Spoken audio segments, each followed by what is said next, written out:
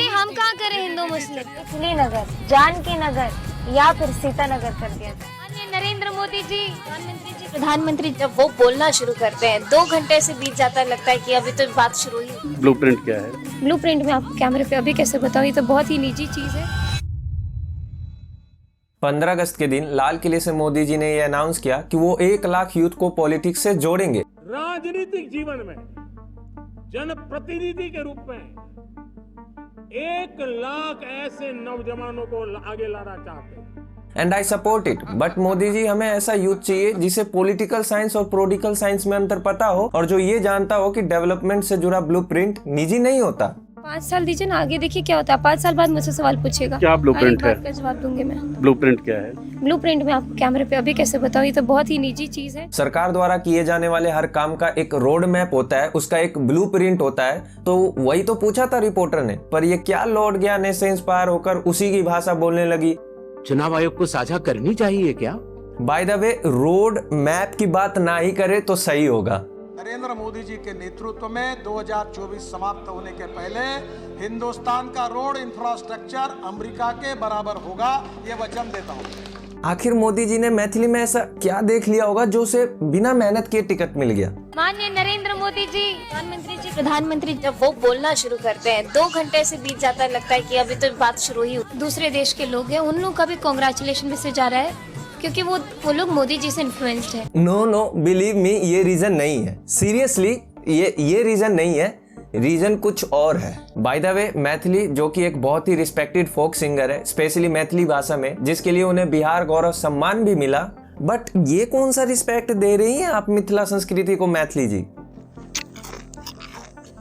चलो मान लिया कि गलती से ऐसा भारी मिस्टेक हो गया, पर फिर अपनी इस गलती पर माफी भी नहीं मांगना और अलग अलग तरीके से झूठ बोलना, ये कुछ नेक्स्ट लेवल का था। अपने एक झोला में वो मखान लेकर के आई और मेरे मुट्ठी में डालने लगी। मेरे मुट्ठी से जब गाड़ी में पूरा तितर बितर बिखरने लगा तो फिर हमारे बगल में जो ड्राइवर बैठे थे उन्होंने तो पाग जो मुझे जो सामान मिला था पाग लेके कि मैथिली इसमें भरवा लो। ऑन द सीरियस नोट, इस दीदी को मिथिला संस्कृति की इतनी बेसिक नॉलेज तक नहीं है कि पाक का सम्मान कैसे करना चाहिए। मतलब ये इंसिडेंट दिखने में नॉर्मल लग सकता है, पर ये नॉर्मल है नहीं। मतलब ये बिल्कुल उसी तरह हो गया कि छठ पूजा के दौरान मैंने पूजा से पहले ही फल खा लूं गलती से और फिर अपने इस गलती को झूठ बोलकर डिफेंड करूं कि मैंने तो फल खाया ही नहीं। मतलब सोचो यार, ये गलती नहीं है, ये एक तरीके से अपमान है जो मैंने छठ पूजा का किया। अरे मैथिली जी, एटलीस्ट अपने मेंटर से कुछ सीख लेती कि गलती होने पर क्या करना चाहिए।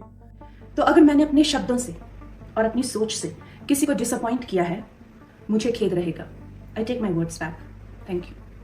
And it's not the first time जब मैथिली ने मिथिला संस्कृति का अपमान किया हो। फोक सिंगर नेहा सिंह के बिहार में काबा सॉन्ग, जिसमें उन्होंने बिहार के लोगों को एजुकेशन, हेल्थ और इंफ्रास्ट्रक्चर जैसी बेसिक नीड भी नहीं मिल पाने पर सरकार पर सवाल उठाया था। बिहार में काबा रंगबाजी रंगदारी बगारी मारबा करदाबा। दीदी ने सरकार के ऊपर उठे उस सवाल को मिथिला की प्राइड से जोड़ दिया और फिर खुद मिथिला की समस्या को अल्लड़ बल्लड़ कह दिया। काबा रट लगौने अल्लर बल्लर गाबै छै, मिथिला संगहि बढ़ल बिहार तू ककरा भरमाबै छै। अरे दीदी, आपका काम और नाम दोनों सिंगिंग में है, उसका तो लिहाज करो। लेकिन नहीं, दीदी को जनता की सेवा करनी है और जिसका रास्ता उन्हें सिर्फ पॉलिटिक्स के थ्रू ही दिखा। जबकि रिसेंटली बिहार में जब बाढ़ आया था, उस दौरान कई बड़े सेलिब्रिटीज ने ग्राउंड लेवल पर जाकर लोगों की मदद की। वहीं दीदी ने मदद करना तो छोड़ो, बिहार के लोगों के लिए एक छोटा सा ट्वीट तक नहीं किया। मतलब दीदी को मिथिला और बिहार से इतना ज्यादा प्यार और लगाव है कि दीदी बिहार में ही नहीं रहती। अभी टिकट मिलने से एक दिन पहले तक मैथिली दिल्ली के नजफगढ़ में रह रही थी, जो कि कोई गलत बात भी नहीं है। बट फिर दिल्ली में रहने के पीछे का काउंटर भी ढूंढ निकालना, वो भी उनके पिताजी के द्वारा। पहले तो सब ठीक था ना, एकाएक जो है ना, जो लालू यादव के आने से बहुत ज्यादा गड़बड़ हो गया था। चलो इस बात पर हम बिलीव कर भी लेते हैं और करना भी पड़ेगा, बिकॉज उस समय literally Bihar was like Wasseypur. बाघ का करे जाने के ऊपर वाला भेजा। पर फिर इस लॉजिक से भी चले तो पिछले 20 सालों से तो बिहार में एनडीए की सरकार है, जहां दीदी के हिसाब से विकास ही विकास हो रहा है। तो फिर दीदी 20 साल पहले क्यों नहीं आ गई बिहार में आप? अब ऑब्वियस सी बात है कि दिल्ली के नजफगढ़ में रहकर बिहार के ग्राउंड लेवल प्रॉब्लम को नहीं समझा जा सकता। इसके लिए मैथिली को बहुत पहले से ही बिहार में टाइम स्पेंड करना चाहिए था, ग्राउंड लेवल पर जाकर लोगों की प्रॉब्लम को समझनी चाहिए थी, न कि सीधा टिकट मिलने के बाद बिहार में आना था और लोगों से मिलना था, वो भी रैलियों के थ्रू, वो भी सिर्फ खुद को वोट देने के लिए। और जब मैथिली से ये पूछा भी गया कि आप पॉलिटिक्स क्यों ज्वाइन करना चाहती है, तो उनका ये कहना था, मैं समाज सेवा के लिए आई हूँ। चलो मान लिया कि आपको समाज सेवा करना था, पर फिर अपने ही गांव के समारोह को करने से क्यों मना कर दिया, वो भी छठ पूजा से जुड़ा समारोह। जरूर मना करने के पीछे कोई ना कोई बड़ी वजह तो रही ही होगी। एक दिन का, एक नाइट का, रात का। अपने मतलब अपने गांव घर में भी इतना डिमांड करते? हाँ, 5 लाख रुपया डिमांड था। हम लोग सक्षम नहीं थे। आप लोग कितना बोले कि हम लोग इतना दे पाए? हम लोग 2 लाख रुपया तक दे पाते, इतना बोले थे। बोले नहीं हो पाएगा प्रोग्राम, नहीं हो पाएगा, नहीं, छठ के रोज। समाज सेवा, एक और बार मैं समाज सेवा के लिए आई हूँ। और आयरनी देखो, जहाँ 2 लाख मिल रहे थे गाने को, वहाँ नहीं गई, और अब जब बीजेपी में शामिल हो गई है तो हर रैली में गाना गा रही है, वो भी फ्री में।